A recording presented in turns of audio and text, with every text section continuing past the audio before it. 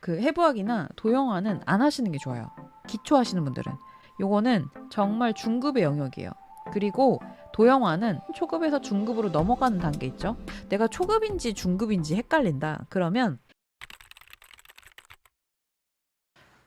애니메이션 모작이랑 인물 모작 좀 더 뭘 추천하시나요?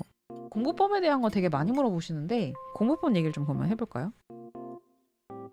요거에 대한 얘기를 좀 해볼게요.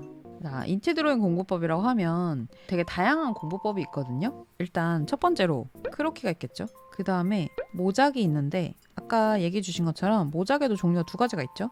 사진 모작이 있고 그림 모작이 있어요. 그림도 사실은 나눠서 얘기하면 애니가 있을 수 있고 만화가 있을 수 있고 그 다음에 응용 창작이라고 해서 응용 모작이라고 해서 요 그림을 그리는데 그대로 그리는 게 아니라 캐릭터나 그다음에 의상이나 이런 것들을 좀 바꿔서 그다음에 해부학, 도형화 다양하게 있을 수 있죠. 이렇게 한다고 했을 때 사실 기대할 수 있는 게 조금씩 다르거든요. 그래서 요거를 분류를 내가 어떻게 그러면 잡으면 좋은지를 좀 얘기를 해볼게요. 여러분들 크로키는 왜 하는 걸까요? 크로키의 목적 관찰력 키우기, 동적인 모습 많이 그리려고 가장 큰 목적은 관찰력과 크로키하고 여러분 드로잉하고 차이가 뭐냐면 드로잉이라는 개념 안에 사실 크로키가 들어가 있거든요. 그린다라는 행위에 안에 크로키라는 친구가 들어가 있어요. 근데 드로잉에서는 없는 개념 중에 하나가 보통 우리가 시간을 정해놓고 하죠. 시간을 정해놓고 한다는 거는 스피드, 빠르게 그리는데 관찰을 하면서 그리는 거예요. 그래서 사실은 여기서 가장 중요한 거는 관찰. 이거는 만화 애니 쪽에 국한돼서 얘기를 좀 해보자면 크로키를 막 스타일리시하게 멋있게 그리는 목적이라기보다는 내가 인체를 연습을 할 건데 어떻게 인체가 생겼는지를 잘 관찰을 하기 위해서 크로키를 한다고 보시면 돼요. 그래서 크로키의 목적이 뭐야? 라고 하면 잘 그리기 위해서 뭐 여러 가지 얘기할 수 있지만 가장 필요한 거는 관찰력을 키우기 위해서 관찰력이라는 거는 미화님이 얘기하신 대로 형태나 비율을 잘 맞추고 하는 것을 하기 위해서. 그래서 이 목적이 크로키는 정말 관찰력 키우는데 가장 기본 중에 기본이라서 인체 잘 그리시는 분들 뭐 이런 분들한테 공부 뭐 하세요? 그러면 크로키는 일단 꼭 하고요 라는 얘기 진짜 많이 하거든요. 그러니까 크로키는 어떤 느낌이냐면 어떤 건물을 하나 쌓을 거면 그 건물에 아래 토반이 되는 그냥 아래 흙이라고 보시면 돼요. 정말 기본 중에 기본이 느낌이죠. 그래서 내가 드로잉 공부를 할 건데 인체 공부를 할 건데 크로키를 안 하겠어요 라고 하는 거는 조금 아쉬운 부분이 있는 이렇게 보시면 되고 그래서 크로키는 관찰력을 위해서 한다고 보시면 되고 그 다음에 모작을 하는 공부를 하죠. 모작 얘기는 많이 들어보셨을 거예요. 그림 그리시는 분들이 파쿠리에 대한 그러니까 똑같이 따서 그린 다음에 그걸로 이득을 얻는 그런 경우들을 보다 보니까 모작에 대한 불편한 마음이라고 해야 되나? 이런 게 좀 있거든요. 근데 모작을 통해서 무엇을 배울 수가 있냐면 여러분 모작을 하는 이유는 뭘까요? 얘의 목적. 아까 크로키는 목적이 관찰력을 키우는 거였잖아요. 사실 모든 그림의 공부에 가장 베이스가 되긴 해요. 관찰력 키우는 거는. 근데 모작에서는 크로키는 없는데 완성도 채우기, 미감을 기르기 위해서 다들 잘하고 계시는데요? 맞아요. 표현력. 아까 없던 개념이 나왔어요. 맞아요. 그러니까 지금 여러 가지 다 얘기해 주신 게 다 맞아요. 연출, 구도, 좋은 점 따오기 다 맞거든요. 그래서 그 모든 것을 조금 더 그 포괄적으로 좀 얘기를 크게 해보자면 아까는 관찰력을 키우는 게 목적이었죠. 근데 여기서는 표현력을 키우는 게 플러스가 되는 거예요.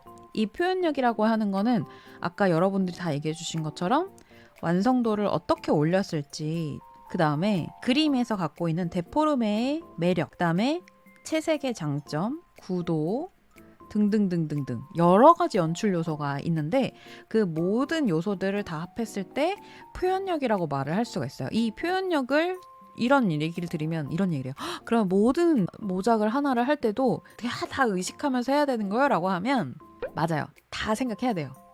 왜냐? 그 작가가 그 모든 것을 생각해서 그 한 컷이나 일러스트 한 장을 그렸을 거기 때문에 이 모든 것들을 다 생각해야 되는 건 맞아요. 다만 그림을 많이 안 그려보신 분들한테 추천드리는 거는 이 만화를 그리거나 일러스트를 모작을 해볼 때 가장 중요한, 내가 이 그림에서는 이걸 꼭 가져가겠다.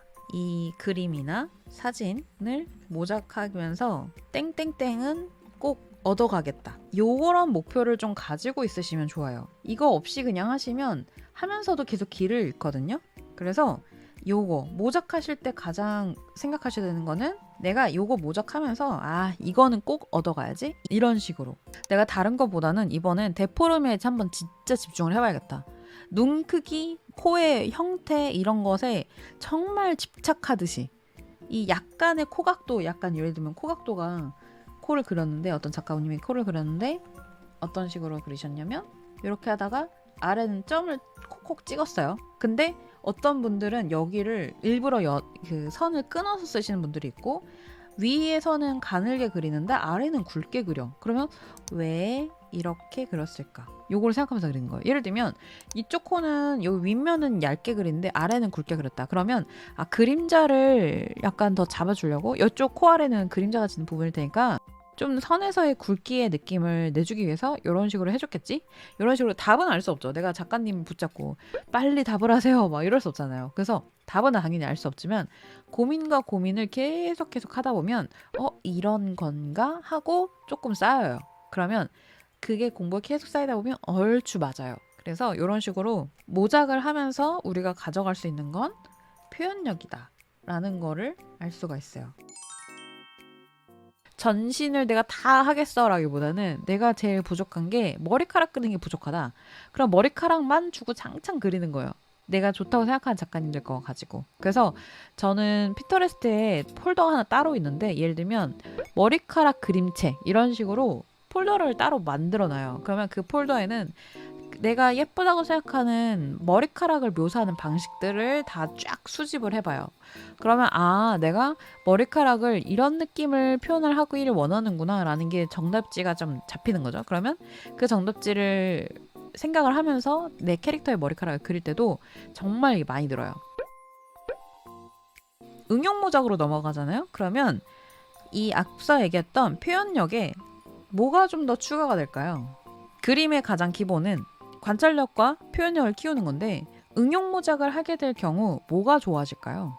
여기서 제일 가져갈 수 있는 목적은, 우리가 모작을 할 때는 얘를 어떻게 표현했을까? 왜 이렇게 표현했을까? 이런 것을 하면서 내가 표현력에 대한 방법을 습득하는 느낌이라고 하면, 응용 모작에서는 그림의 한 100%의 영역이 있다고 하면 이 중에 최소 한 30% 40%는 다르게 표현하는 거를 저는 응용 모작이라고 하거든요. 예를 들어서 내가 야상을 입고 있는 캐릭터를 잘 그리고 싶은데 야상을 어떻게 그렸을지 잘 모르겠어. 그러면 야상은 그대로 따서 그리는데 이 사람의 포즈가 어떻게 했을 때 더 자연스러울 것인가, 이런 식으로 내가 이 자료에서는 읽을 수 없는 내 창작의 영역인 다른 부분들이 최소 30-40%는 있다는 소리가 되거든요. 그러니까 모작을 할 때는 정말 집중해서 왜 이렇게 그렸을까? 내가 이걸 어떻게 표현하면 좋을까? 선의 길이가 이렇네? 라고 딱 그것에만 집중을 한다고 하면, 응용 모작을 할 때는 이런 식으로 창의력이 한 스푼이 들어가게 돼요. 완전 100% 창작이 아니기 때문에 난이도는 훨씬 낮아지면서도 조금 더 내가 창작을 넣어서 그릴 수 있기 때문에, 여기서 모작 다음에 응용 모작 단계로 스텝을 조금씩 밟아가고 그 다음에 이제 창작으로 넘어가기 시작하면 훨씬 난이도가 내려갈 거예요. 맞아요. 모작하고 응용 모작하고 완성작 이렇게 하면 로테이션 진짜 돌리면 진짜 많이 들어요. 그래서 입시학원 같은 경우가, 미대 입시가 사실 빠른 시간 안에 말도 안 되게 창의력을 넣으라고 하거든요. 4시간 안에 만화 2페이지를 풀컬러로 완성을 해야 돼요. 그러면 생각을 해보세요. 4시간 동안 내가 콘티도 짜고 배치도 레이아웃도 짜고 펜선도 따고 채색을 해서 완성을 4시간 안에 해야 되잖아요. 그러면 그냥 그리는 기계가 돼야 겨우겨우 완성하거든요. 그러면 이 단계에서 필요한 게 뭐냐면, 어느 정도 바리에이션을, 콘티가 한 2-3개 정도는 나와 있는 상태, 약간의 변형만 줘서 바로바로 쭉쭉쭉쭉 그려나갈 수 있는 게 필요하거든요. 그래서 미술학원에서도 많이 쓰는 방법 중에 하나가 콘티 모작시키고 콘티로 응용 모작시키고 그 다음에 그 콘티에다가 내 그림체와 내가 원하는 배경으로 해서 완성시켜보는 그런 연습으로 단계를 밟거든요. 그러면 그렇게 해서 차근차근 해서 시키면 한 4-5번만 그 로테이션을 시키면 그림이 쭉쭉 늘어요. 그리고 4시간 안에 나중에 고3 되면 완성을 하겠지만 고2 기준으로 봤을 때 4시간은 어렵더라도 이 단계를 몇 번 로테이션 하면 5시간 안에도 그림이 완성이 돼요. 그래서 그런 식으로 좀 효과적으로 할 수 있는 방법 중에 하나가 크로키하고 모작하고 응용 모작을 한 다음에 그 다음에 창작으로 넘어가는 요 스텝을 밟으시면 되게 좋죠. 그 약간 남아있는 빈칸을 채우는 공부법이라고 보시면 돼요. 그 다음에 해부학하고 도형화 이 부분은 제가 꼭 말씀드리고 싶은 게 완전 내가 처음 입문이다. 기초 단계다. 아, 뭘 공부를 해야 될지 잘 모르겠어. 그러면 그 해부학이나 도형화는 안 하시는 게 좋아요. 기초 하시는 분들은. 그래서 막 공부하다 보면 뭐 도형화 해야 돼, 뭐 해부학 해야 돼 이런 얘기 많이 하시는데 특히 그 중에서 정말 완전 기초 단계일 때 필요 없는 게 해부학이에요. 요거는 정말 중급의 영역이에요. 그리고 도형화는 초급에서 내가 입체를 그릴 건데 입체가 뭔가 입체감이 잘 안 난다. 그러면 초급에서 중급으로 넘어가는 단계 있죠. 내가 초급인지 중급인지 헷갈린다. 그러면 팔을 올리고 있는 인물을 약간 위에서 내려다보는 앵글로 한번 그려볼래? 하고 했을 때 위에서 내려다보고 있는 인물을 그릴 거고 살짝 위에서 내려다보는 각도로 인물을 그릴 건데 얼추 좀 사람답게 이 정도 그려졌다. 초급은 된 거예요. 그러는데 예를 들면 인체가 조금씩 안 맞아. 그러면 초급에서 중급으로 넘어가는 단계.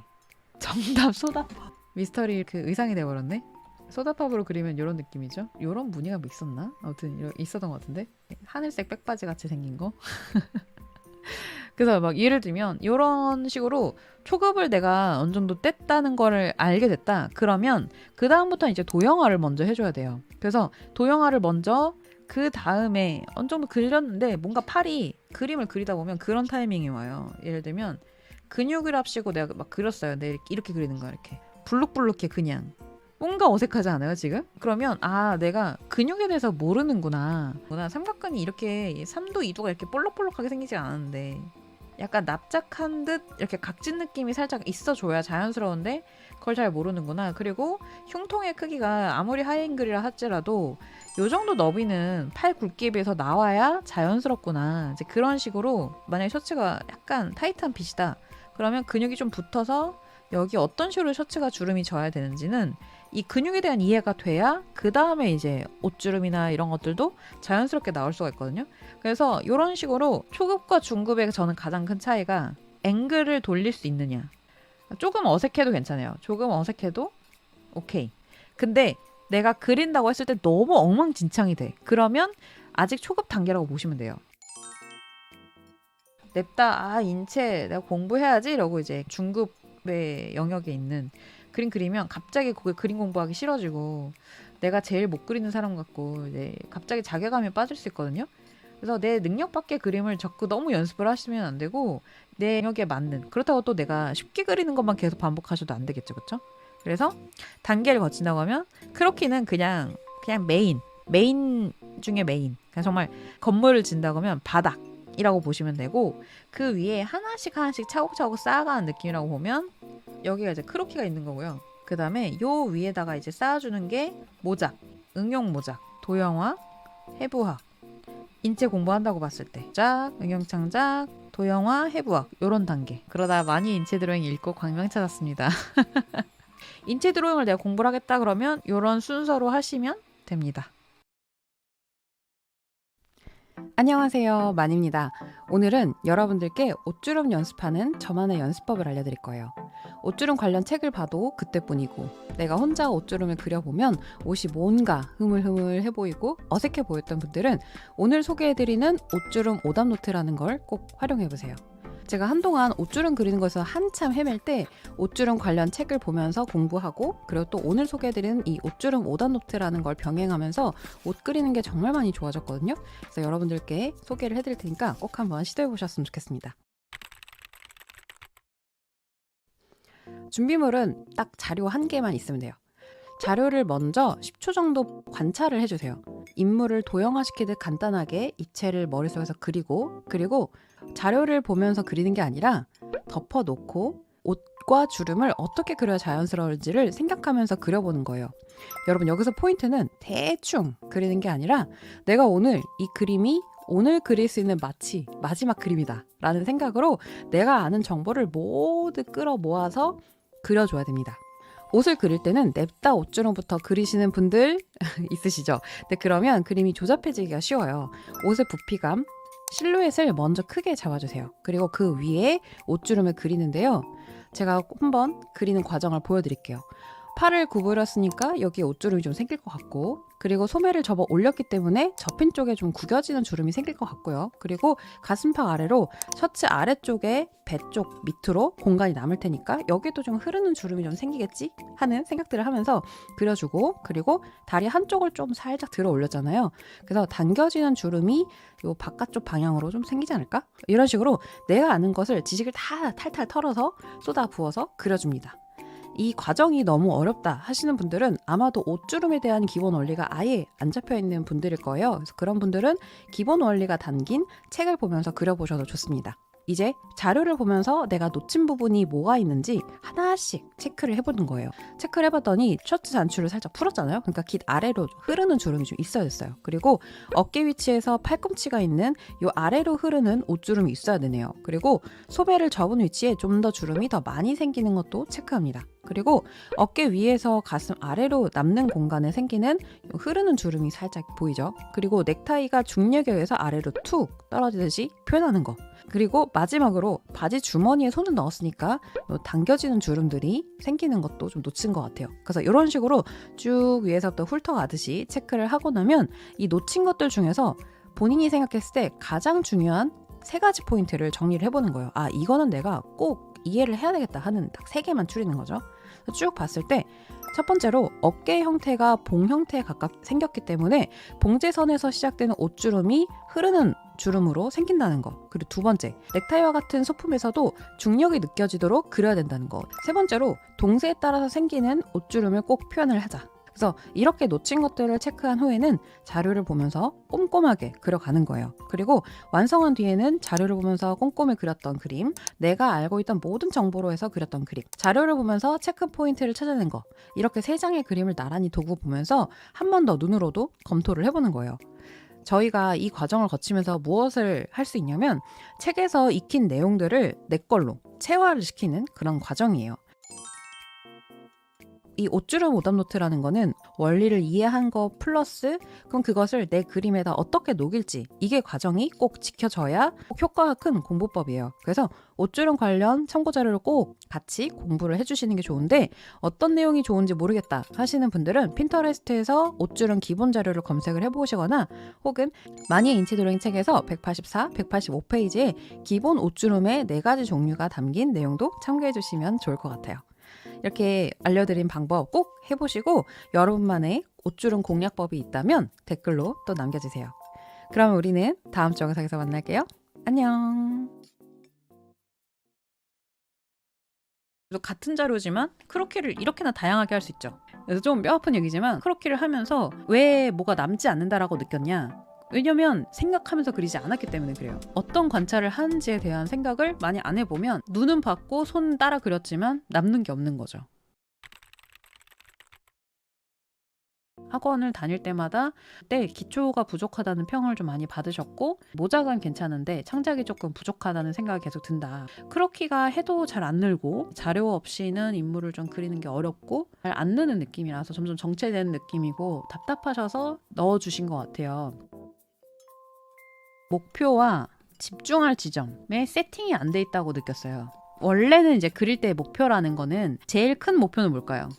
홍시님 생각하시기에 홍시님이 그림 그릴 때 가장 큰 목표, 맞아요, 대학 합격하기예요. 그쵸? 지금 상반기와 후반기에 각기 다른 중간 목표가 갈 거예요. 이게 중간 목표예요. 목표는 꼭 이렇게 쪼개줘야 돼요. 큰 것부터 중간, 그 다음에 작은 걸로.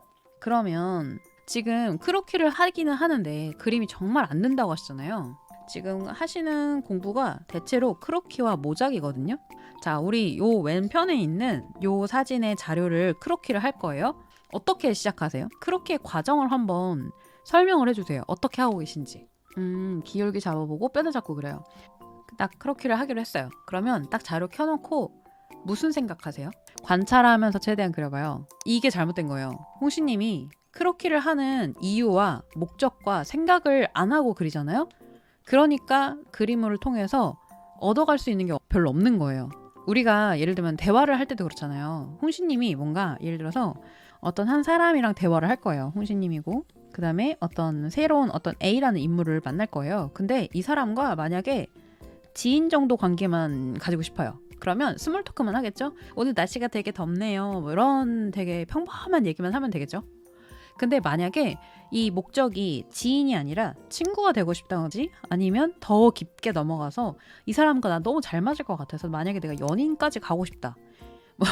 뭐 이런 식으로 정말 깊은 인간관계로 발전하고 싶다라고 느끼면 그 갖고 싶은 관계에 맞춰서 질문이나 이런 것들도 조금 더 단어를 더 고르고 그 다음에 그 상대가 하는 말을 굉장히 집중해서 듣고 그 상대가 하는 말뿐만 아니라 바디랭귀지라고 하죠. 몸으로 표현하는 어떤 표현? 예를 들면 나를 향해서 몸도 같이 막 쏠려 있다. 그러면 지금 되게 집중하고 있다 라고 생각을 하고 만약에 이렇게 대답을 하긴 하는데 건성건성 뭐 휴대폰을 보면서 한다. 그러면 지금 대화가 그렇게 좀 재미가 없나? 대화의 어떤 호흡들을 이렇게 가다듬어서 가잖아요. 그런 것처럼 관계에서의 목표 지점이 지인이냐 혹은 친구나 연인이냐에 따라서도 대화에서도 좀 달라지듯이 우리가 그림을 그릴 때도 그냥 무지성으로 그리잖아요. 그러면 당연히 남는 게 없어요. 그래서 좀 뼈아픈 얘기지만 크로키를 하면서 왜 뭐가 남지 않는다라고 느꼈냐?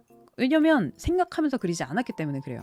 그냥 그려야지, 최대한 관찰해야지 라고 하니까 그 최대한 관찰한다는 것도 어떤 관찰을 하는지에 대한 생각을 많이 안 해보면 눈은 봤고 손 따라 그렸지만 남는 게 없는 거죠. 모든 것에는 목표가 큰 거, 중간, 작은 간이 있어야 된다고. 그래서 아까 근데 빠졌던 게 뭐였어요? 작은 거였죠. 작은 목표가 없었죠. 이 작은 목표라는 거는 매 그림마다 혹은 매 시간도 괜찮아요. 내가 정해놓은 예를 들면 하루의 타임라인에서 아침, 점심, 저녁 이렇게 나누겠다고 하면 아침에는 이런 목표로 내가 좀 그려야지. 점심에는 이런 목표로 좀 그려야겠어. 저녁에는 이런 목표로 좀 그려보자. 이런 식으로 매 시간마다 매 그림마다 늘 목표가 있어야 돼요. 목표라는 게 되게 막 엄청 대단한 걸 필요는 없거든요. 예를 들면 만약에 홍시님이라고 하면 제가 홍시님 입장이어서 입시를 해야 돼요. 입시를 해야 된다고 하면 제일 먼저 큰 목표에 맞춰서 지금 나한테 부족한 게 뭐지? 그 다음에 그러면 부족한 거 큰 맥락을 잡았으면 그 다음에 중간으로 쪼갰을 때 그럼 내가 지금 뭘 해야 되지? 작은 걸로 어떻게 가야 되지?가 가야 되는 거예요. 큰 목표가 대학 합격이었잖아요. 그쵸? 대학을 합격을 하려면 이거는 입시생 기준으로 좀 얘기를 드렸을 때 토대가 일단 있어야 돼요. 기본기로 드로잉이 있고 이 드로잉 위로 그 다음에 채색이 올라가는 거거든요. 요 위에 채색이 올라가야 돼요. 기본기로 놓고 봤을 때 지금 기준으로 봤을 때는 채색도 물론 연습을 하시긴 해야 됩니다만 현 시점에서 봤을 때는 드로잉 실력 말씀하신 대로 그 다음에 완성, 투시 이렇게 나왔죠. 그쵸? 자 이렇게 놓고 봤을 때 홍시님이 그린 그림들을 한번 다 볼게요. 이 그림들이 입시를 하는데 얼마나 도움이 될 것 같아요? 목표가 있어야 돼요. 작은 목표들이. 그러면 크로키에서 예를 들면 만화를 최근에 그렸던 혹은 주제를 이렇게 찾아봤을 때 그 해당 대학교나 이런 걸 봤을 때 제일 필요한 게 뭘까? 만약에 지금 제가 홍시님이라면 턴어라운드를 그려볼 것 같아요. 얼굴을 다각도에서 그려보는 연습. 왜냐면 만화 그릴 때 사실은 많이 관가하시는 게 뭐냐면 다양한 각도를 잘 그려야 돼요. 근데 그런 게 없이 그냥 그때그때 얼굴이 자꾸 달라 보인다. 그러면 만화에서 몰입도를 확 깨겠죠. 그러니까 턴어라운드라는 건 뭐냐면 이런 걸 얘기해요. 이게 되게 어렵거든요. 생각보다 그려보시면 이렇게 로우나 하이나 이런 걸 봤을 때 어떤 식으로 캐릭터가 보여야 되는지 그리고 캐릭터도 이렇게 좀 성인 느낌이 나는 턴어라운드가 있을 수 있고 그 다음에 이런 식으로 얼굴이 조금 더 어린 느낌의 턴어라운드 이런 식으로 얼굴뿐만 아니라 전신도 턴어라운드에 그릴 수 있어야 되거든요. 그래야 내가 만화를 그린다고 했을 때 보는 사람들로 하여금 이 캐릭터가 이 캐릭터구나 라고 혼선이 없어요. 근데 입시생분들 중에서 앵글이나 이런 기본기 연습이 안 돼 있는 친구들이 각도가 바뀌면 다른 캐릭터처럼 보이게 하거든요. 하고 계신 크로키와 모작을 봤을 때는 지금 당장 내가 하는 이 가장 큰 목표 지점에 맞는 공부가 안 돼 있다는 거예요. 근데 이러면 당연히 하면서도 계속 막히고 그 큰 맥락으로 봤을 때 도움이 크게 안 되다 보니까 뭔가 해도 이게 뭔가 느나 안 느나 이런 생각이 계속 드는 거죠. 그래서 어떻게 하냐면 한 달 동안 큰 목표를 설정을 해요. 그치. 큰 목표 설정할 거지래요. 그래.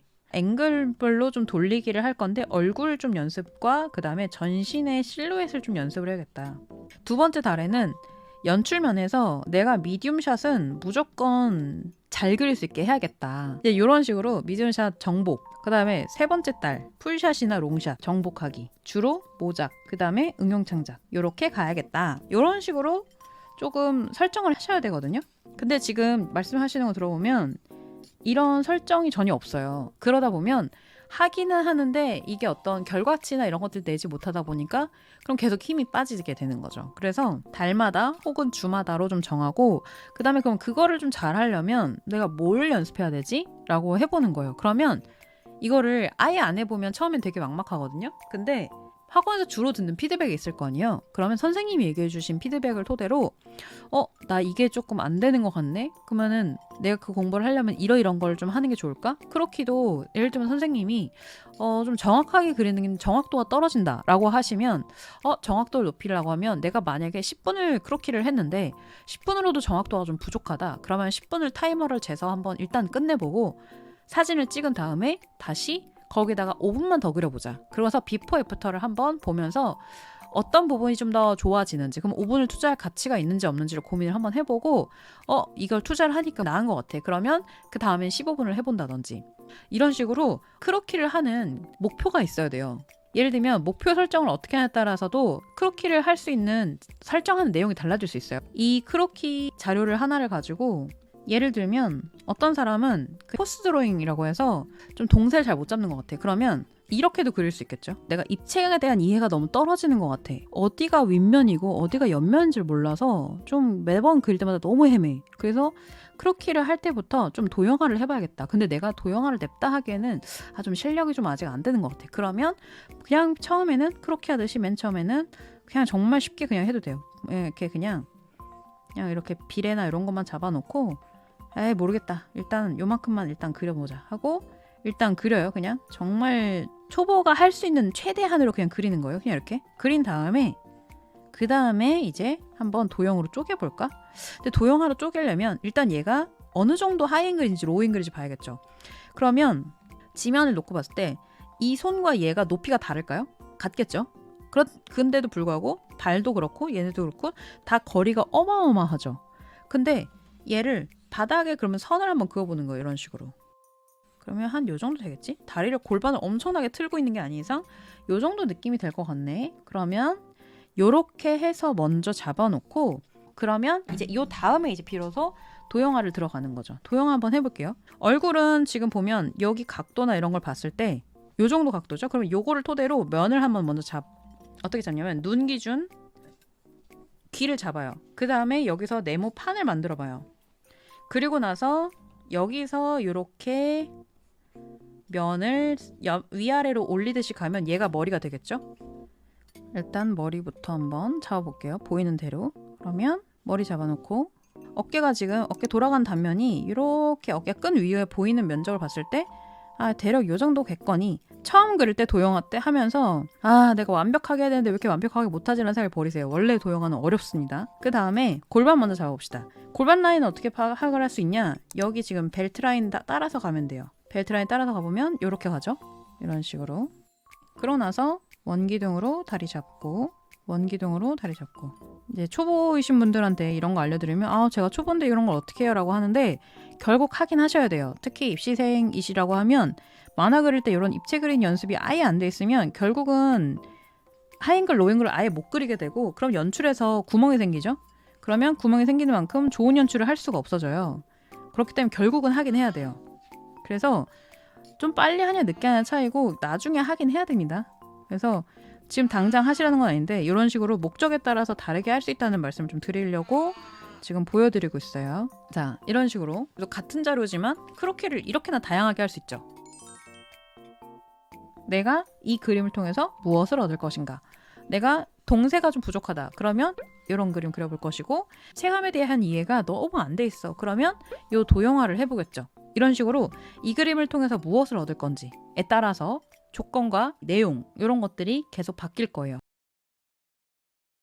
여자 화장실은 이렇게 돼 있는 거 본 적 있으실지 모르겠어요. 턱도 가능하면 이렇게 약간 디귿자 형태로 가고 턱선도 여기를 꼭 잡아줘요. 이마도 좀 더 둥글게 가는 게 좋아요. 여기는. 그래서 이렇게 둥글게.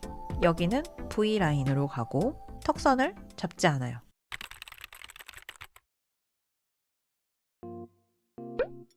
남캐만 그리다 보니까 역캐를 그리기가 어려운데 역캐 어떻게 그리나요? 이거 그 정반대 고민도 해봤던 사람으로서 다루는 방식이 좀 다른데 처음에 남캐는 잘 그려지고 역캐는 잘 안 그려질 때는 역캐만 하려고 하면 잘생긴 어깨 넓은 약간 남자도 여자도 아닌 그런 느낌이 되더라고요. 그래서 역캐 그리는 게 그때 되게 어려웠었고 반대로 역캐를 이제 괜찮게 그리는데 남캐가 잘 안 됐던 때가 있었어요. 그때 이유를 생각을 해보니까 술꾸님이 얘기하신 게 비슷해요. 저도 근육 그리는 게 어렵더라고요. 어느 정도 이제 역캐도 그리게 되고 데포르메를 하게 되니까 선도 되게 유연해지고 역캐를 그리는데 좀 크게 무리가 없는 이제 그런 단계가 이제 됐는데 그러고 나니까 또 이번에는 남캐를 그려도 여자애가 좀 잘생긴 그냥 호리호리한 남자인지 여자인지 알 수 없는 그런 남자애만 그려지더라고요. 그래서 그때는 반대로 이제 해부학 공부를 했었어요. 공부하면서 특히 이제 근육들 그리고 부피감 위주로 좀 공부를 했었거든요. 크림님의 추구미가 어떤 작가분이에요? 좋아하는 웹툰 작가님 제목 얘기해 주세요. 한번 볼까요? 말년용사. 요 친구군요. 비율이 근데 봤을 때 비율은 한 5.5에서 한 6등신 정도 비율이 될 것 같아요. 그죠? 6등신 정도면 중심을 잡았을 때 여기에 딱 몸의 중심을 좀 잡아주면 좋거든요. 사타구니가 오는 지점에 잡아주고 그 다음에 반 잡고 발 잡고 그러고 나서 여기를 한 3분의 1로 잡아놓으면 여기에 딱 갈비뼈가 오면 예쁘거든요. 비율이 남자 같아서도 있어요. 비율이랑 이 쉐입인데 쉐입을 좀 설명을 드릴게요. 그리고 머리. 쉽게 좀 말씀을 드리자면 예전에 만들어진 화장실 여자 화장실은 이렇게 되어 있고 남자 화장실은 이렇게 돼 있는 거 본 적 있으실지 모르겠어요. 남성의 경우는 조금 더 어깨가 넓고 맞아요. 어깨랑 골반 차이가 제일 커요. 어깨가 넓고 그리고 골반이 좁고 그리고 여성은 어깨가 좁고 골반이 크고 그렇다고 해서 까지 차이가 실제로 이렇게 나는 건 아니죠. 근데 이미지로 기억을 하시면 좋아요. 그래서 여성의 캐릭터를 그려줄 때 두 가지를 짚어드릴 건데 이제 크림님이 그리실 때 자꾸 남캐처럼 보이는 이유가 기본적으로 보통 크게 두 가지 문제거든요. 얼굴하고 이제 바디 쉐입인데 이 바디의 쉐입이 느낌이 여기서 최소 요 정도 느낌은 나야 되거든요. 여성의 경우에는 이렇게 된다고 하면 남성의 경우는 이거보다 조금 더 어깨가 미세하지만 조금 더 넓고 골반이 좁아지게으로 접근해줘야 돼요. 그리고 여기서 이제 조금 더 이제 뻗어나가는 다리나 이런 부분의 형태가 남자애들을 그려줄 땐 여기 좀 더 이렇게 일자로 이렇게 잡아주고 그 다음에 여자 캐릭터를 잡아줄 때는 조금 더 여기서 약간 차라리 요 안에 요 부분을 살짝 띄는 한이 있더라도 약간 이렇게 곡선으로 잡아준다고 하면 남자 캐릭터 그려줄 때는 조금 더 툭 꺾이고 툭 꺾이게 요런 느낌으로 잡아주면 좋아요. 그 다음에 이제 얼굴 그리는 건데 반측면으로 해볼게요. 일단 기본적으로 남캐 그릴 때 역캐 그릴 때 생각보다 많이 놓치는 게 첫 번째가 목 굵기거든요. 목의 굵기가 생각보다 캐릭터의 성별을 좌우짓는데 꽤 많은 영향을 줘요. 그래서 만약에 내가 이런 기본 골자를 요대로 그냥 두고 여기서 만약에 내가 남캐를 그린다 그러면 이 시작 지점 있죠? 이 시작 지점을 꽤나 뒤에서 시작하고 앞에서도 꽤나 앞쪽에서 시작하는 게 좋아요. 목젖과 귀에 이 흉쇄유 넓은 이런 것들 잡아주고 그 다음에 첫 번째 포인트는 이 눈썹뼈 있죠. 눈썹뼈에서 귀여운 캐릭터나 혹은 역캐 그릴 때 많이 하지 않는 게 첫 번째가 뭐냐면 이렇게 광대뼈를 잡고 여기를 매끈하게 빼는 거 잘 안 하거든요. 근데 남캐 그릴 때는 이런 부분들을 매끈하게 빼주고 잡아줬을 때 훨씬 더 남성스러운 느낌이 나요. 지금 데포럼이 많이 된 그림체여서 남캐도 그렇고 여캐도 그렇고 보니까 지금 크림님이 그 말씀하신 말년용사 요 캐릭터 같은 경우는 남캐나 이런 등장인물들 보니까 비율도 굉장히 다양하게 그리시는 것 같아요. 그래서 눈썹뼈 일단 크게 잡아주는 게 좋고 그 다음에 코의 기울기 그리고 입술도 크기를 좀 키워주고 그리고 여기 두상의 헤어라인 부분도 머리가 시작하는 지점을 헤어라인이라고 표현을 하는데 이 헤어라인의 부분들도 조금 더 W 느낌 살짝 옆에 사이드 잡고 귀 잡아주고 그러면 사실 눈이랑 이런 거 디테일하게 하나도 안 그렸잖아요. 근데 이래도 남캐겠다라고 느껴지죠. 근데 역캐로 그려야 된다 그러면 이 친구를 쓱 옆으로 보내놓고 아까 처음 말씀드렸던 것처럼 목 굵기가 생각보다 캐릭터 이미지를 좌지우지하는데 꽤나 영향을 많이 준다고 했잖아요. 아까는 한 이쯤부터 바로 목이 시작이 됐었으면 안으로 꽤나 들어와야 돼요. 역캐는 이렇게 약간 남캐 그리다가 역캐 그리실 때 다들 좀 힘들어하는 게 뭐냐면 목을 이렇게나 줄여야 돼? 라고 많이 얘기를 해요. 저 역시 그랬고 아까는 턱 부분에 이렇게 해서 각진 느낌? 약간 디귿자 느낌으로 잡았었거든요. 근데 여기서 그려줄 때는 시작점 있죠. 턱의 딱 정중앙. 이 정중앙에서 샤프하게 V자로 빼주는 게 좋아요. 이렇게. 아까는 눈썹뼈에서 튀어나왔다가 움푹 들어갔다가 다시 탁 튀어나오고 여기 볼 라인이 쭉 매끈하게 빠졌었잖아요. 여기가 이렇게 툭 이렇게. 근데 여자 캐릭터를 그려줄 때는 여기서 최대한 완만하게 약간 들어갔나 싶을 정도로 살짝 넣어주고 그 다음에 볼 부분 잡아주고 넣어주고 그래서 여기 라인에서 아까는 일직선으로 뻗었으면 여기서는 완만하게 곡선을 이루게끔 잡아줘야 돼요. 맞아요. 그 승모근이 납작하죠. 여자 캐릭터 그려줄 때. 그리고 남캐 그려줄 때는 눈썹을 그려줄 때 여기 지점을 꼭 그렸거든요. 여기가 이 부분을 표현을 하면 제가 캐릭터를 여러 각도로 그려보면서 느끼는 건데 이거를 그렸을 때 잘 어울리는 건 역캐 중에서도 잘생긴 이미지의 캐릭터들 있잖아요. 그런 캐릭터들은 여기 부분을 잡았을 때 괜찮은데 싶거든요.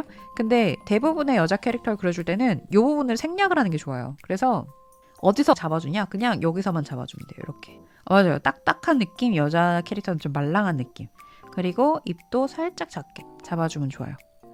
그리고 눈썹을 그릴 때도 눈썹 굵기는 사실 뭐 캐릭터의 이미지에 따라서 맞게 잡아주시면 되는데 그냥 이렇게 이 이미지들을 놓고 보자면 얘가 충분히 유추가 가능하거든요.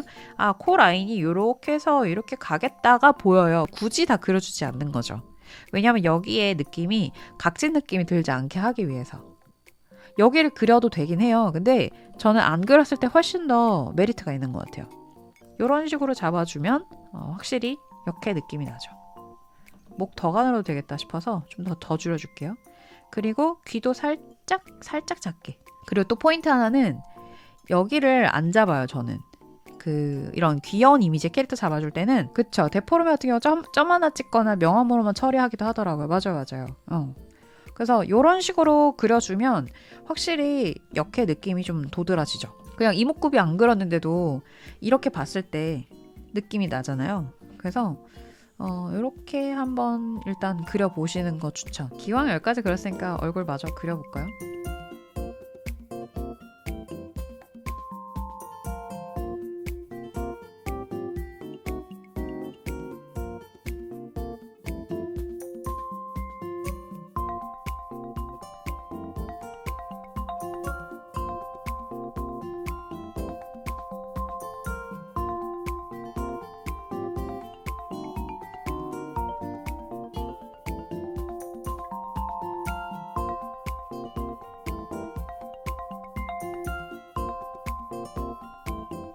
뚝 떨어지는 부분이 있고 턱도 가능하면 이렇게 약간 디귿자 형태로 가고 턱선도 여기를 꼭 잡아줘요. 그리고 목은 굵게 그리고 이마도 좀 더 둥글게 가는 게 좋아요. 역캐는. 그래서 이렇게 둥글게 턱선까지 쭉 가고 그리고 여기는 V라인으로 가고 그리고 턱선을 잡지 않아요. 목은 가늘게 이런 식으로 남캐랑 역캐랑 차이를 좀 두시면 좋아요. 뭐 눈 크기나 이런 것들도 물론 차이를 좀 주는 것도 있지만 기본적으로 남캐 그릴 때 역캐 그릴 때 이런 식으로 이 부분만이라도 좀 잘 챙겨주시면 생각보다 그리시기에 꽤 어렵지 않을 거예요. 그래님 좀 의문이 풀리셨을까요?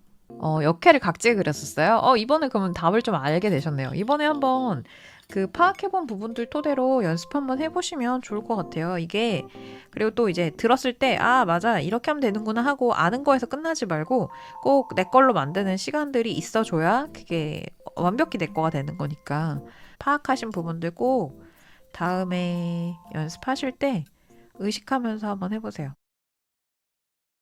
도형아에만 너무 치중을 하다 보면 문제가 뭐냐면 얼굴 요 자체의 면적이 작해질 수가 있어요. 그래서 도형화로 인체를 조금 평면적으로 잡아놨으면 이 다음에 다시 한번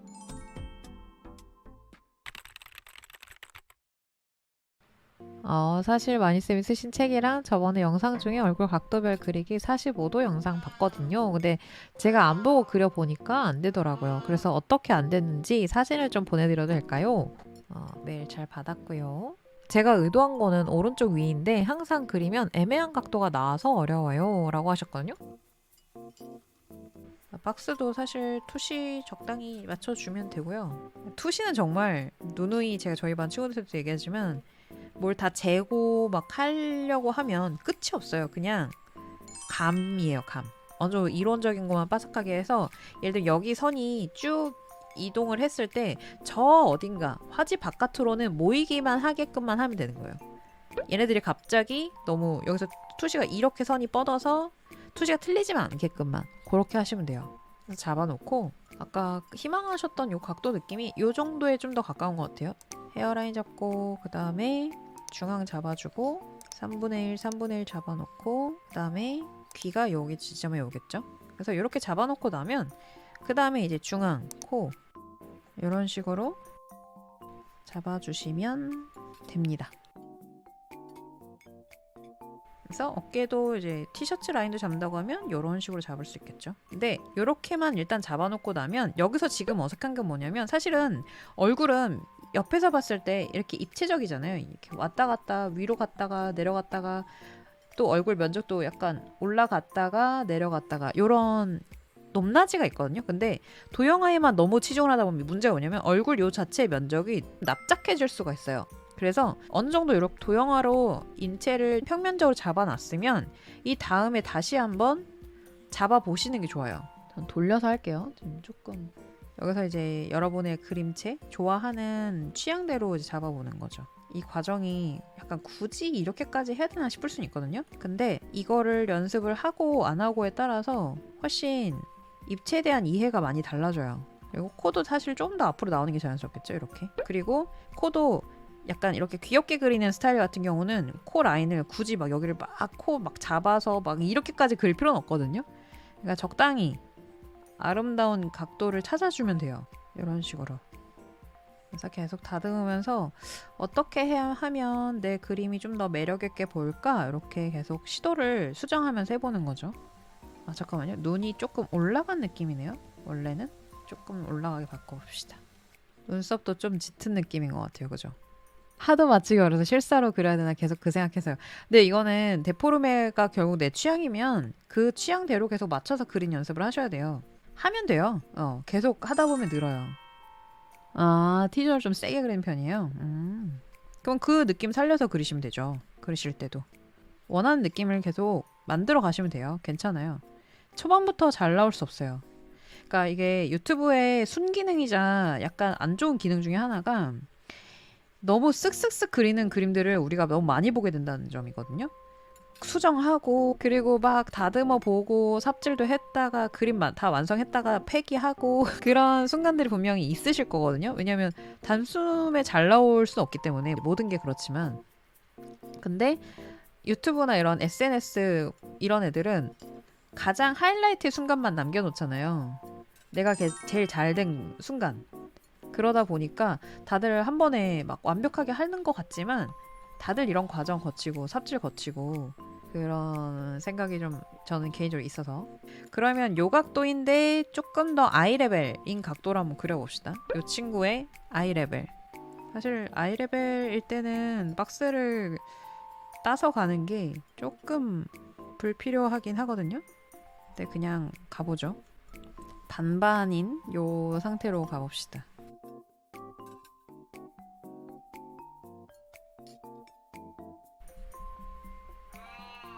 아까 그 캐릭터로 그린다고 하면 머리도 사실은 그림체에 원하시는 느낌을 찾아가시는 게 좋긴 하거든요. 무조건 묘사가 많이 돼 있다고 좋은 것도 아니고 생략돼 있다고 좋은 것도 아니라서. 지금 얼굴 각도 연습하는 거 사진이 좋을까요? 아니면 애니메이션 같은 게 좋을까요? 저는 추천드리기로는 지금은 사진보다는 애니메이션. 왜냐면 애니는 데포르메가 들어간 그림 자료이기 때문에 난이도가 훨씬 쉽거든요. 근데 사진은 사람들마다 얼굴 골격도 워낙 다르고 각도에 따라서 약간 형태가 이게 맞나 싶은 애매한 각도들이 좀 있거든요. 근데 그거에 대해서 아직은 알아볼 수 있을 정도의 형태의 능력이 아직 안 되실 거예요. 그래서 어느 정도 이제 그림을 애니를 보고 그리다가 내가 원하는 얼굴 느낌이 없다, 혹은 어느 정도 내가 입체에 대한 이해가 좀 됐기 때문에 이제 조금 더 다양한 골격들을 연습을 해보고 싶다 그러시면 그때쯤에 다시 사진으로 이동하시는 게 조금 더 맞으실 거예요. 요거 그리신 거 봤을 때 이런 간격들에 대해서 수정을 아직 많이 안 해보신 것 같아요. 요거 그림에서 좀 수정을 좀 해보자면 한번 지금 그리신 거에서 따볼게요. 한번 형태만 봅시다. 디테일하게는 안 그릴게요. 요렇게거든요. 요렇게 해서 따보면 아시겠지만 하인 그린 거를 감안을 하고 봐도 지금 이목구비가 약간 모여있고 하죠. 지금 그래서 여기에서 요거 그냥 위치만 좀 보정을 봐도 좀 나아질 거거든요. 그리고 여기 얼굴 라인 조금 다듬고, 그리고 머리가 지금 빵 하고 한 대 맞아가지고 머리가 다 하핫 이렇게 옆으로 다 쏠려버렸거든요. 그래서 이 쏠려버린 느낌만 옆으로 좀 밀어줘도 훨씬 나아요. 그쵸? 팩트에 맞아서 얘가 이렇게 머리가 이렇게 옆으로 이렇게 땅 돼버렸는데 사실 제가 이제 수정한 거고 원래 원본이거든요. 뭐 크게 형태를 엄청 많이 손보진 않았잖아요. 보시기에 수정한 게 뭐뭐 있는 것 같으세요? 제가 그냥 크게 수정한 거 요 그림에서만 그냥 이거를 이목구비 주차라고 표현하거든요. 주차, 수정, 제대로 하기. 그리고 머리가 한 방향으로 인 것 원위치 시키기. 크게 보면 요 두 가지밖에 손을 사실 안 봤어요. 그러니까 입체에 대한 부분들도 물론 앞으로 고민을 하셔야겠지만 반복 연습이 필요한데 그 반복을 할 때 포인트가 요 두 가지 위주로 하셔야 된다는 거죠. 이목구비를 조금 더 다듬으면서 위치는 이게 내 그림체에 어울리는지 책에서 알려주는 것도 물론 중요하지만 결국은 그 책에 있는 내용들을 내 그림체에 녹여야 되는 거거든요. 책을 막 많이 보고 그 책 있는 걸 그대로 따라 그려보고 이런 것도 물론 중요하지만 내 그림체에 맞춰서 앵글에 맞게 그려보는 요 연습이 필요해요. 데포르메랑도 연결이 되죠. 데포르메와 어울리게 하는 거. 요게 포인트. 그 다음에 머리가 한 방향으로 눌렸다라고 제가 표현을 했는데 사실 이거는 입체감에 대한 이해랑도 연결이 되기는 해요. 지금 보면 이쪽이 한 대 맞은 것처럼 이렇게 돼 있잖아요. 근데 이게 모두 다 이 영상을 보시는 모든 분들이 다 그러실 텐데 각자가 좀 약한 입체감이 좀 있어요. 보면 왼쪽 부분이 조금 이렇게 눌리는 경향이 있는 사람도 있는가 하면 위쪽으로 무한대로 이렇게 늘어나는 분이 있어요. 저는 이제 그런 케이스고. 그리고 어떤 분은 또 왼쪽으로 이렇게 치우치는 분들이 있거든요. 근데 이게 각자 입체감이나 방향 감각에 대해서 모두가 다 다른 약점들이 있기 때문에 그렇거든요. 그래서 한 방향으로 눌렸다라는 거는 내가 입체에 대한 약간 이런 왼쪽이 살짝 눌리는 약점이 있구나. 그러면 형태 그리고 나서 한 번 더 체크해보는 거죠. 오른쪽 조금 넣어줘야겠다. 이런 식으로. 그래서 요 두 가지를 그리실 때 조금 더 체크해서 그리시고 아까 말씀드렸던 대로 애니메이션 캐릭터들 혹은 만화책 캐릭터들을 많이 모작을 해보세요. 다만 모작해볼 때 그냥 무념무상 따라 그리는 게 아니라 내가 안 보고 그려보고 또 막힌 게 뭐가 있고 이런 것들을 계속 지속적으로 확인을 해보시면 좋아요. 300안으로 캐릭터를 그릴 때 여기서 다듬으려고 하기보다는 이렇게까지 일자여도 되나 싶을 정도로 동전도 정면에서 보면 이런 각도지만 약간 반측면으로 틀면 요 보이는 폭이 좀 달라지잖아요. 날카로운 인상 300안. 그림은 둥글둥글한 느낌. 제가 예전에 눈매를 너무 다정하게만 그려서 그것 때문에 엄청 스트레스를 받았던 적이 있었거든요. 그래서 그때 제가 한 나름의 연구 결과가 뭐였냐면 얘네들을 좀 버리면 괜찮아요. 그게 뭐냐면 300안으로 캐릭터를 그릴 때 여기서 다듬으려고 하기보다는 애초에 눈의 형태를 기본적으로 이렇게 비율을 잡아줄 때 그러면 어디가 포인트냐면 특히 여기가 포인트예요. 요 각도. 특히 이쪽 있죠. 위쪽. 이렇게까지 일자여도 되나 싶을 정도로 굉장히 과감하게 그어줘야지 날카로운 느낌이 나더라고요. 삼각형의 모양이 앞쪽과 뒤쪽에 생기는데 앞쪽은 무난하게 이렇게 여기가 더 가파르고 조금 더 완만한 그런 느낌이라고 하면 여기는 이렇게까지 거의 일자인가 싶을 정도로 그어주고 그 다음에 얘를 잡아주는 거. 여기가 가파르고 여기는 거의 일자 느낌. 요게 포인트예요. 일단. 그리고 그 다음에 눈동자 묘사를 할 때 300안 느낌의 날카로운 느낌을 낸다고 하면 대체로 하이라이트를 안 찍어주면 돼요. 잡아놨던 요 라인대로 눈꼬리까지 이렇게 올려주고 나면 진짜 사나운 느낌 나거든요. 그러나서 여기도 같이 올라가야 돼. 이렇게 올라가고 눈을 이 눈동자의 동공의 크기도 엄청 작게 그리고 하이라이트 절대 찍지 않기. 그래서 요렇게 잡잖아요. 그러면 느낌이 진짜 달라요. 그쵸? 완전 다르죠? 특히 하이라이트가 하나가 있고 없고가 엄청 달라요. 느낌이. 그래서 이거를 없애고 점만 찍고 이런 식으로 하면 생각보다 날카롭게 그리는 거 어렵지 않아요. 그쵸? 토끼님이 의도와 다른 값이 나올 때가 많더라고요. 300안이 아닌 어딘가를 응시한 눈이 된다거나 서정적이고 그윽한 눈을 표현하고 싶어서 살짝 감은 듯이 그렸더니 그냥 졸린 것처럼 보인다거나. 여러분 눈도 도형화를 하는 게 되게 좋거든요. 제가 아까 보여드렸던 눈 있잖아요. 이 눈이 도형화로 접근을 한 건데 형태가 도형화로 접근해서 그리면 좋은 이유가 뭐냐면 반측면 눈을 그린다고 해볼게요. 반측면 눈을 그린다고 하면 이런 식으로 이렇게 잡을 수 있잖아요. 여기서 이제 자꾸 눈이 졸려지는 이유가 기본 형태감이나 이런 것들이 안 잡혀있는 상태에서 잡아서 그런 경우가 많거든요. 그리고 반대쪽 눈을 그려본다고 하면 이런 식으로 눈에 요 보이는 면이 달라지겠죠. 이제 눈썹이 이렇게 있고 코가 이렇게 있는 이런 눈이라고 했을 때 여기를 먼저 잡아놓고 그 다음에 형태를 잡기 시작하면 훨씬 어렵지 않거든요. 만약에 살짝 내려 깐 눈을 하고 싶다 그러면 이런 식으로 잡아서 눈을 아래로 내려뜨면 눈꺼풀이 아래쪽이 살짝 내려가거든요. 이런 식으로. 그래서 이렇게 이 눈매가 딱 꺾이는 지점들을 정확하게 잡아놓고 그 다음에 여기서 디테일을 들어가기 시작하면 자연스럽게 그리기가 어렵지 않아요. 제 거 인체 드로잉 책에서도 이제 다루는 내용인데 이런 식으로 그리기는 연습하면은 좀 덜 어렵죠. 그래서 도형 먼저 잡아놓고 이렇게 잡으면 훨씬 그리기가 어렵지 않아요. 요거를 도형화 시킨 거예요. 한마디로. 얘를 눈이 꺾이는 지점을 먼저 첫 번째랑 두 번째를 나눠요. 이렇게. 그래서 일자로 먼저 이렇게 네모나게 잡아놔요. 그러면 요 구간 안에서 눈동자가 정중앙을 봤을 때 보이는 구간이 여기에 딱 오게끔 잡아주는 거죠. 그래서 이렇게 잡아놓고 여기 네모난 거는 고정인데 여기서 요 외곽의 삼각형을 위로 빼면 아까처럼 날카로운 눈매가 되는 거고 만약에 이렇게 해서 잡아놓고 얘를 이렇게 같이 내린다. 그러면은 아까 같은 굉장히 강아지상의 눈매가 되는 거죠. 이거 잡아놓고 그리면 진짜 쉬워요. 이 도형화 해놓으면 이게 처음 그릴 때는 어려울 수 있거든요. 근데 이거를 의식을 하면서 한 번씩 이렇게 짚어보면 다음에는 이제 이렇게 안 잡고 굳이 그려도 얼추 나오죠. 그래서 이 위에다가 그려본다고 하면 꺾이는 지점을 의식을 하면서 잡는 거죠. 완전 느낌 다르죠? 만약에 여기서 오른쪽을 보고 싶다고 하면 중앙에서 좀 옆으로 벗겨나가게 잡아주면 되고요. 도형화 안 해보셨으면 꼭 한번 해보시면 좋을 것 같아요. 특히 만화 그릴 때 각도별로 자꾸 이게 캐릭터 느낌이 너무너무 달라진다. 그러면 눈 형태를 그때그때 느낌대로만 그리는 게 아니라 이렇게 도형화 시켜서 잡아놓으면 어렵지 않죠. 맞아요. 가까운 쪽보다 먼 쪽 눈이 원래 더 어려운 게 눈이 반구의 형태를 가지고 있단 말이에요. 눈의 요 동공 부분은 흰자 위에서 되게 적은 부분이거든요. 눈이 이렇게 생겼거든요. 눈꺼풀이 요 위로 이렇게 덮고 있는 거잖아요. 이렇게.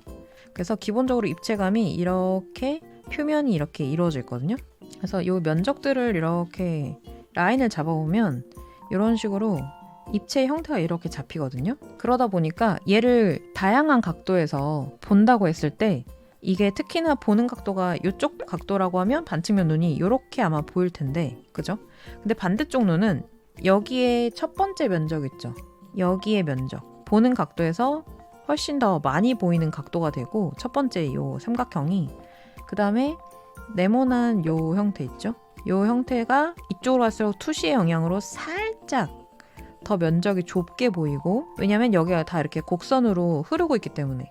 동전도 정면에서 보면 이런 각도지만 약간 반측면으로 틀면 동전의 요 형태가 요 보이는 폭이 좀 달라지잖아요. 요 가까운 각도에서 보는 눈은 요 면적이 좀 넓게 보이는 1번에 가까운 느낌이라고 하면, 저 멀리는 요거 같은 경우는 2번에 가깝게 이 양면 자체가 조금 좁게 보이는 그런 거죠. 그래서 얘가 굉장히 좁게 보일 거예요. 그래서 눈썹이 이렇게 있다고 하면 보이는 각도에 따라서 이 보이는 면적의 이 형태들이 좀 달라지는 거죠. 그래서 이것 때문에 좀 어렵게 느껴질 수 있어요.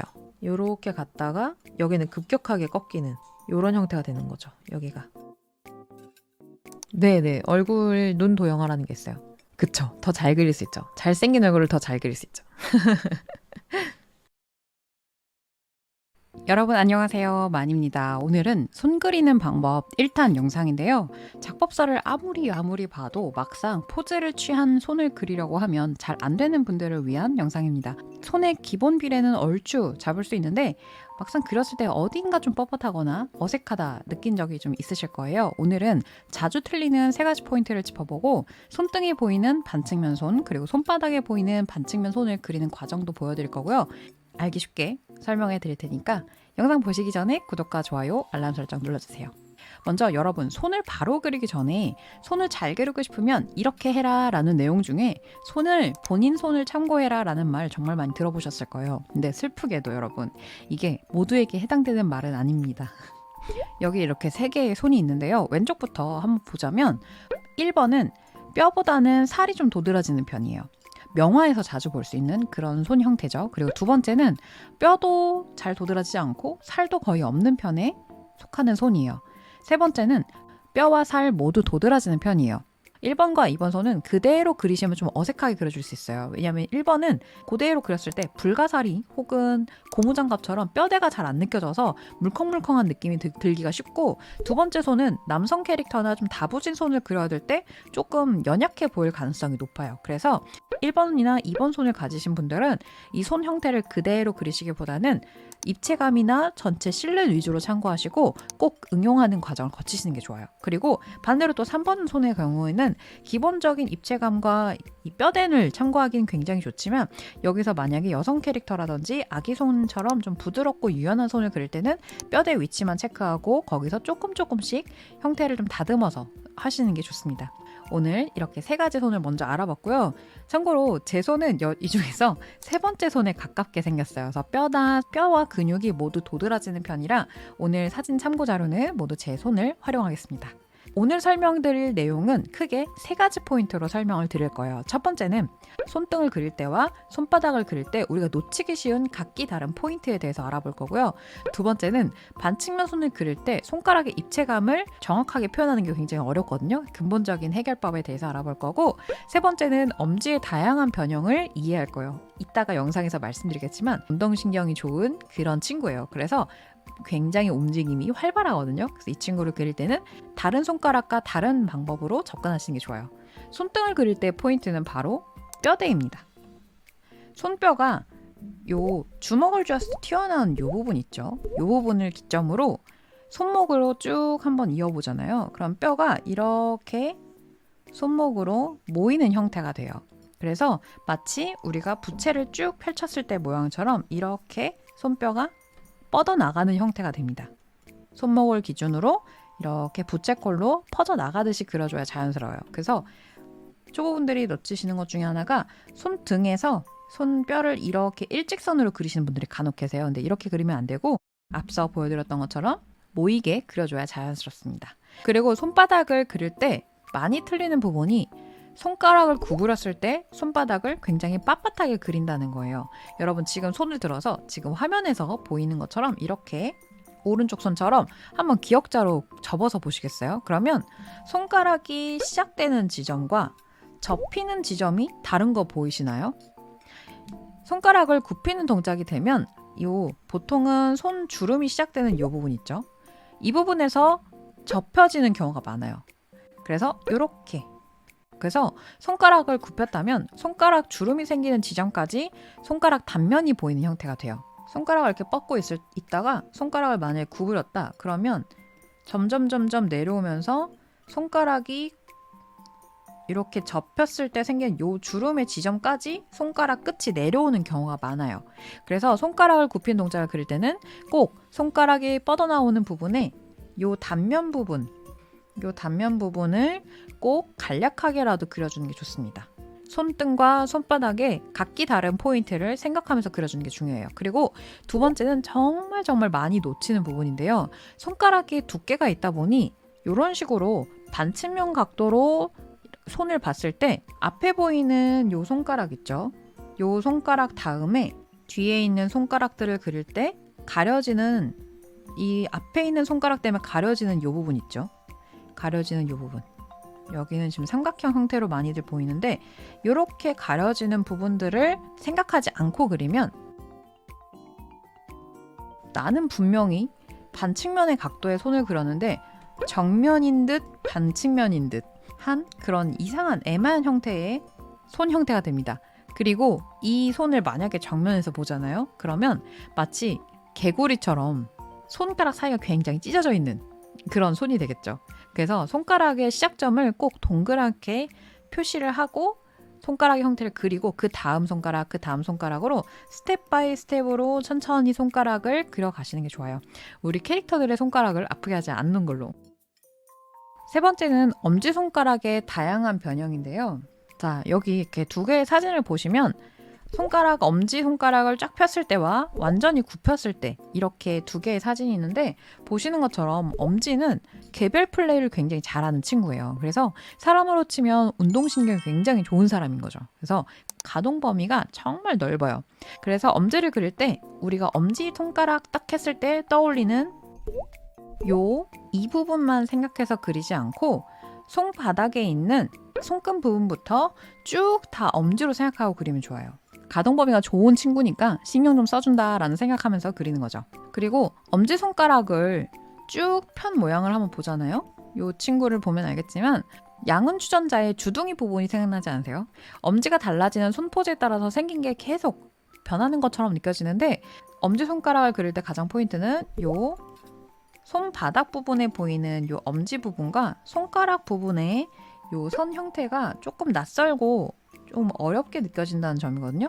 근데 요 지점을 한번 양은 주전자의 주둥이 부분을 생각하면서 그리면 훨씬 쉬워질 거예요. 제가 왜 양은 주전자의 형태라고 생각을 하면서 그리라고 하냐면 엄지 부분의 요 손가락 부분, 제가 방금 초록색으로 체크한 요 부분도 형태가 특이한데 특히 정말 특이한 부분이 요 아랫부분의 주둥이 부분의 형태거든요. 꽤나 일단 두툼해요. 그래서 그 두툼한 형태를 생각을 하면서 그리고 이 손가락의 끝부분의 입체감을 동그랗게 이해하는 거, 요 두 가지가 정말 양은 주전자와 비슷해요. 그래서 엄지 어떻게 그려야 되지? 헷갈리시면 양은 주전자 그 주둥이 형태를 머릿속에서 이렇게 360도 돌려가면서 한번 머릿속에서 그려보고 그 다음에 옮겨서 그려보시면 훨씬 쉽게 그리실 수 있을 거예요. 그럼 오늘 짚어본 세 가지 포인트를 그대로 머릿속에 유념을 하면서 한번 그 내용 토대로 그림을 한번 진행해 볼게요. 먼저 손등에 보이는 형태를 그릴 건데 손목도 반드시 그려주시는 게 좋아요.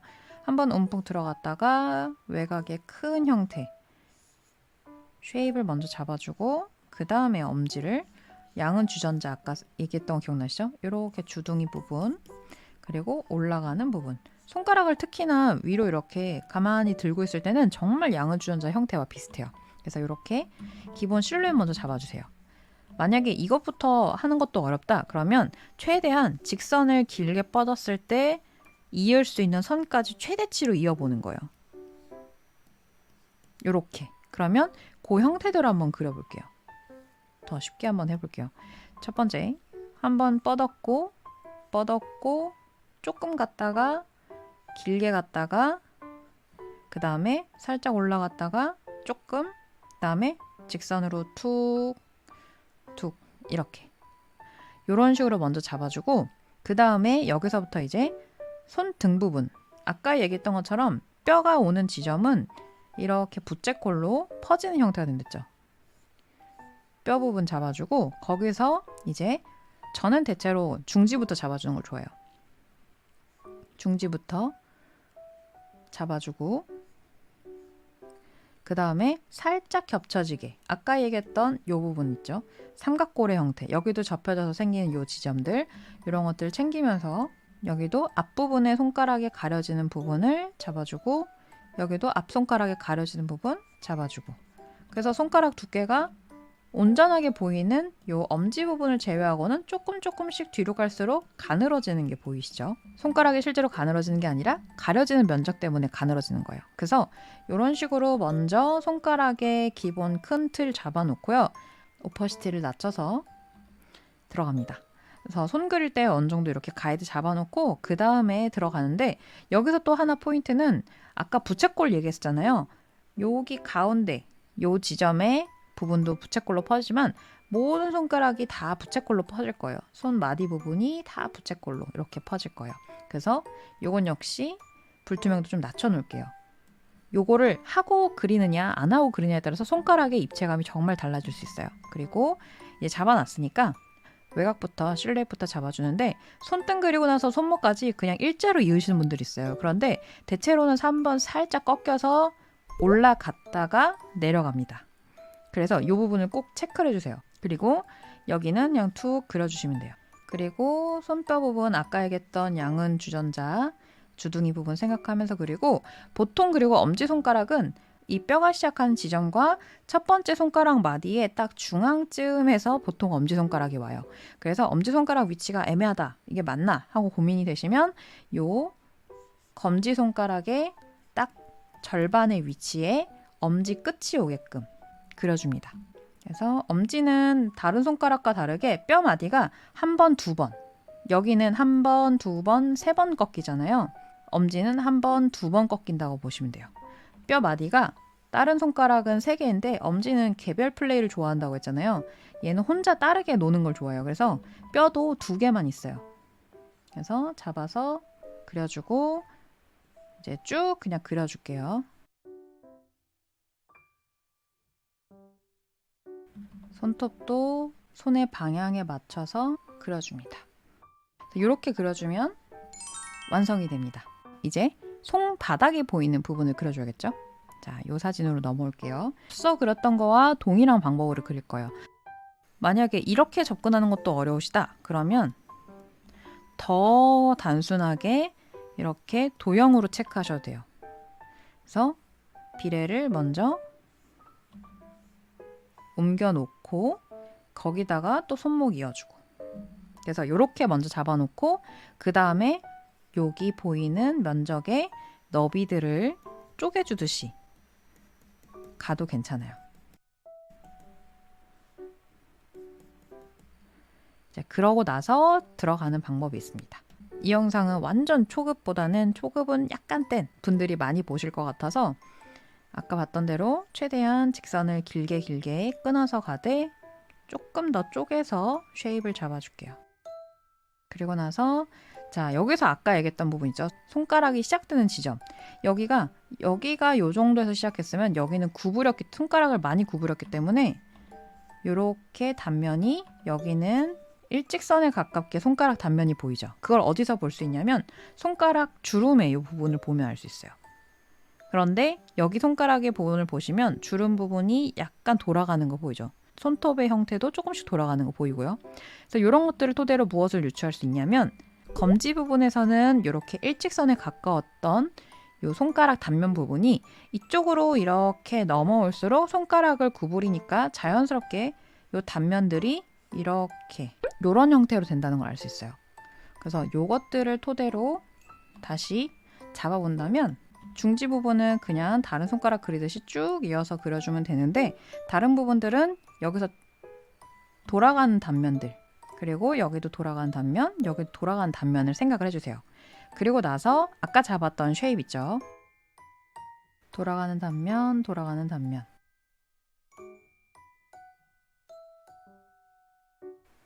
자, 그래서 이것들을 토대로 이제 그려주면 되는데 바닥 부분부터 쭉 가볼게요. 양은 주전자 아까 형태 얘기했던 거 떠올리면서 잡아주고 초안 잡아놨던 거를 너무 믿지 마시고 형태가 좀 안 맞으면 바로 갈아타시면 돼요.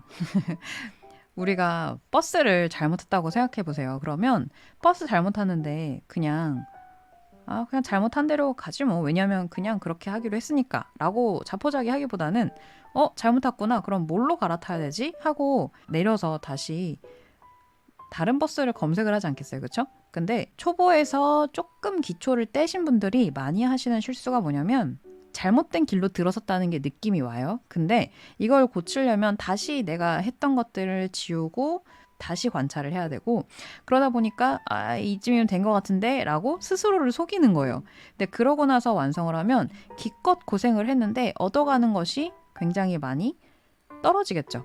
그래서 기왕 고생하는 거 조금 더 정확도를 높이는 것에 조금 더 고민을 해보시는 게 좋아요.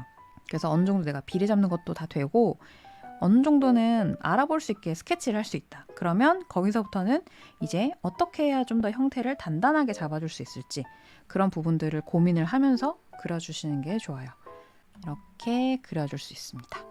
자, 그래서 오늘은 이렇게 손등이 보이는 각도의 손바닥이 보이는 손의 포즈를 한번 그려봤는데요. 다음에는 요거에서 조금 더 응용 버전으로 손에 뭔가를 들고 있는 동작을 한번 그려볼 거예요. 오늘 영상도 도움이 되셨다면 구독과 좋아요, 알람 설정 눌러주시고 우리는 그럼 다음 주 영상에서 손 그리기 영상 2탄으로 만날게요. 안녕!